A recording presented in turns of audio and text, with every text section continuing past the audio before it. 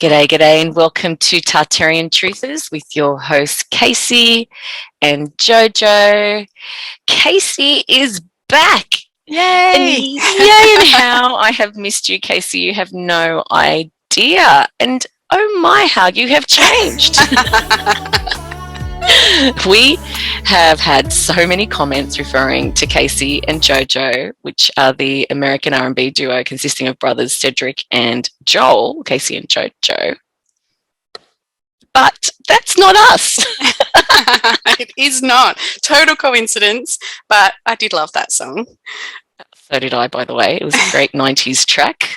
It was. But I just want to say thank you, JoJo, for holding down the fort while I've had a few weeks off. So I've sold my house, all my belongings, said goodbye to my nearest and dearest, including my beautiful old Staffy Tex, who unfortunately had to go to doggy heaven. So it's just been a full month for me, but I am so very grateful for you and our honorary Tartarian Truther, Emma, for, picking up where we left off last. So your investigations into Rookwood Cemetery were insane. I mean, that place is so strange, huh?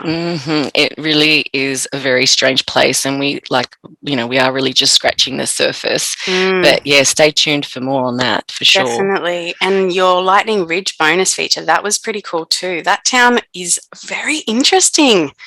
I can't wait to get there myself one day and check it out. And you will when you're on the road again. I will. It is a very interesting little town, and it was definitely something that we decided to do spontaneously, and I thought we should share it with our viewers. Definitely. It was awesome. But thank you. What are we going to delve into today, JoJo? Okay, so today we are going to be exploring the Australian railway system. Sounds super boring, right? That's a little bit. A little bit, but unless you're like a train enthusiast, you will definitely still enjoy this regardless. But we have some questions, don't we, Casey? We sure do, JoJo. So many questions. So let's get started, shall we? Let's do it.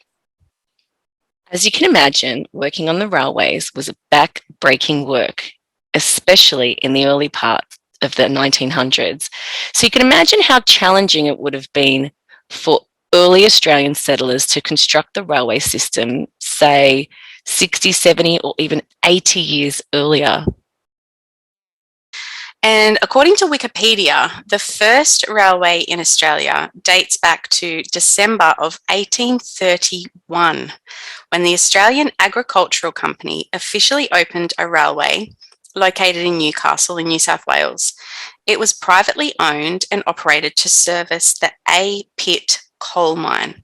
Now, I find this absolutely amazing, JoJo, because this was a mere 43 years after the first fleet arrived to an apparent desolate island with no infrastructure whatsoever, and with a minuscule population in the 1830s of less than 400,000 people across the entire continent. They built the first railway, right? But it wasn't for a steam train, though, so they didn't pop up the steam trains till around 1850. So this was a gravitational railway on an incline. Still pretty impressive, nonetheless. I mean, there must have been ships going back and forth non-stop around the clock, bringing back supplies for this kind of infrastructure. Because remember, in Australia at that time period, there was very little local manufacturing, and people were literally flat out just trying to survive. Yeah, it was tough in those early colonial days of Australia, Casey, and it was even tougher to find images or renderings of anyone building the railway lines from the early to mid-1800s. But we did find a great resource from the National Film and Sound Archives of Australia. It has some great footage of the construction of the Commonwealth's Trans-Australian Railway expansion from Port Augusta, South Australia, to Kalgoorlie in Western Australia during the period of 1912 and 1917, when the line officially opened, spanning about 1,050 miles. Let's take a look.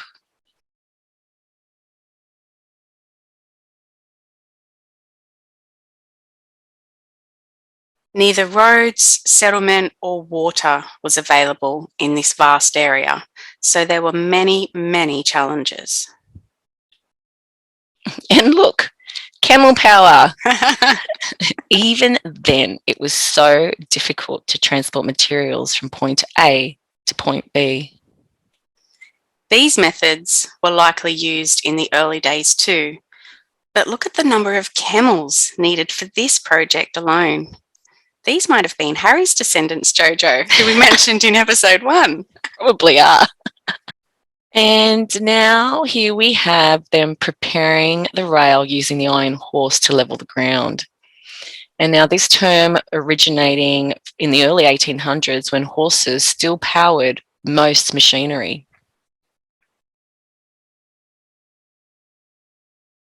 So when I told my nan that I was working on an episode on the Australian railways with you this week, JoJo, she went and dug up this coin commemorating the centenary of the Trans-Australian Railway.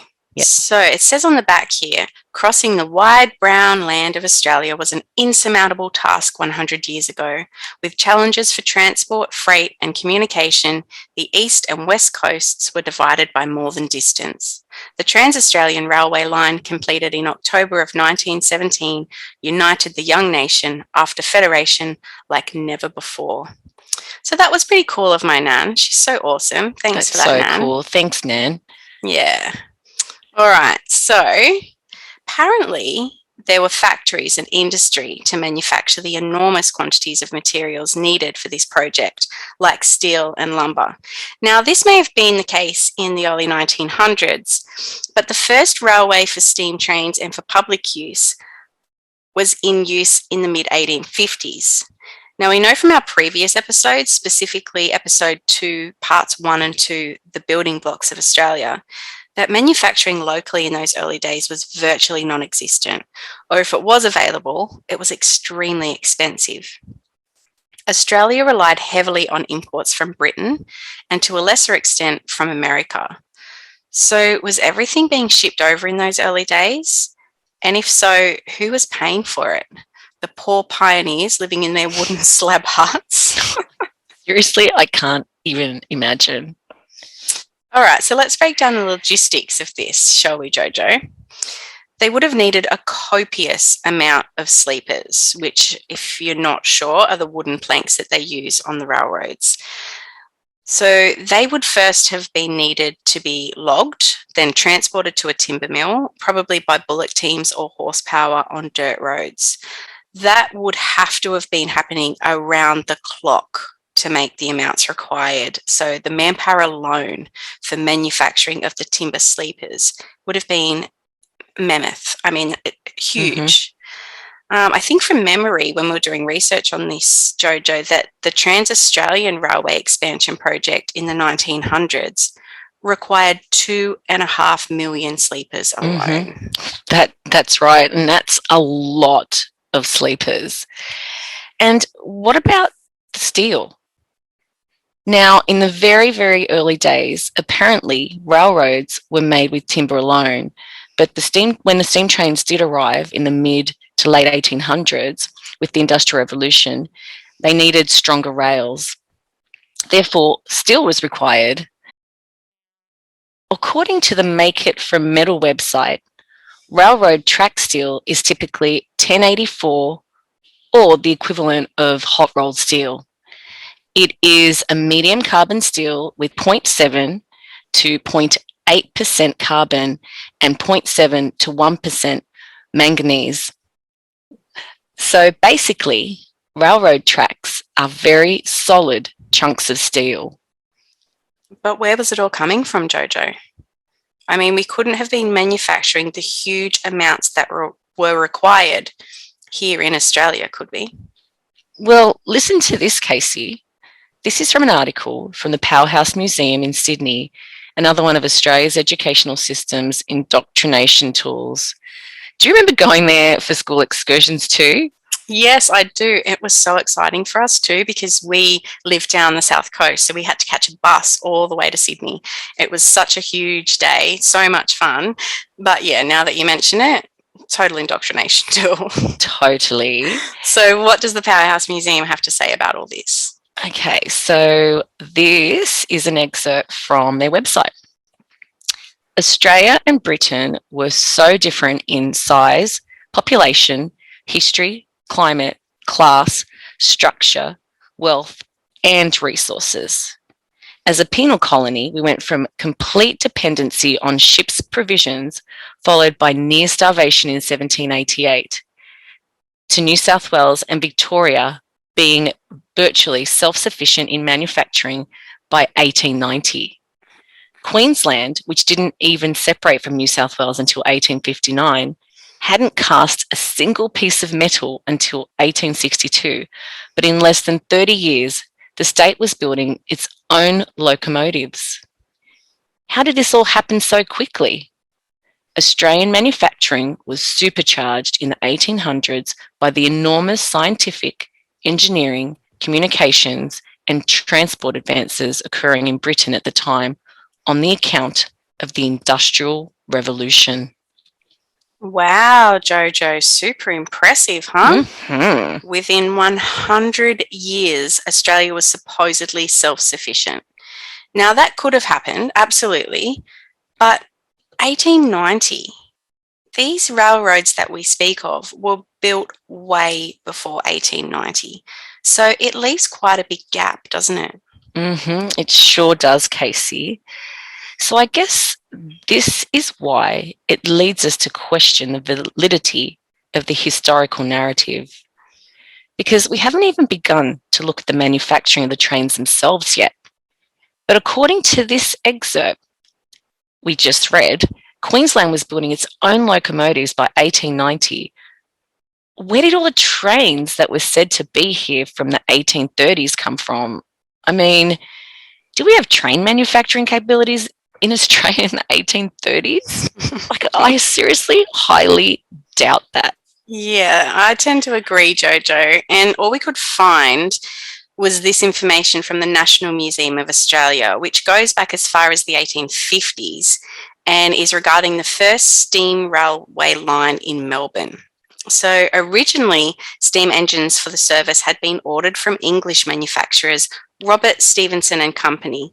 However, work on the line progressed so quickly that the trains were not ready in time for the opening. Hmm. Instead, Robertson, Martin and Smith Engineering Works of Melbourne was commissioned to build the first steam engine produced in the Southern Hemisphere. The locomotive was rapidly manufactured in 10 weeks for about £2,700. The 4 English engines, originally ordered, named Melbourne, Sandridge, Yarra and Victoria, were all in use by 1855. Wow, okay. That's interesting. So, although manufacturing was only in its very early stages of infancy at that time in Australia, the boys managed to whip up the first steam train ever to be built in the Southern Hemisphere in just 10 weeks. Yeah, I'm a bit dubious too, Jojo. I mean, I don't even know if they could build a train in 10 weeks now. I don't know either, but I'm sure our listeners are probably wondering where we're going with all this, huh? So, where are we going with all this, Casey?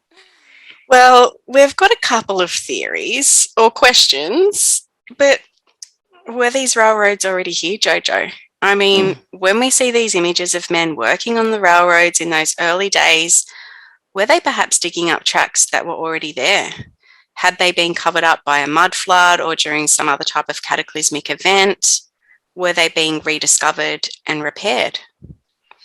Yes, we have questioned the origin of many of the old world buildings and infrastructure around this huge country of ours. And exactly the same as the buildings, when you start to dig a bit deeper, there are too many inconsistencies. And what about the trains themselves? Were they already here too? Dug up, found, repaired, and put back to work? Yeah, we struggled to find anything on the actual process of manufacturing on steam locomotives. Besides what we just mentioned then about the first one supposedly being built in the Southern Hemisphere, we couldn't find anything discussing the materials used, where they were sourced, the engineers required. I mean, it really is a bit of a grey area. It's almost like they just magically appeared. Just appeared from the dust, the dirt, the mud. Mm. Who knows? Just another mystery lost within Australia's murky history. Yes, indeed. And that's where we're going to leave you for today, guys. Thanks for watching, and we hope you enjoyed it. And if you can shed any light on any of our questions from today, please leave a comment below. Yes, but we'd like to leave you with this video of a steam train leaving Gosford, which I had taken last year. We missed out on taking the ride on the train itself, but it does run regularly throughout the year. And if you're interested, go check it out. We'll leave a link below. But thanks, everyone, and see you next week. Bye. See you, JoJo. Bye, Casey.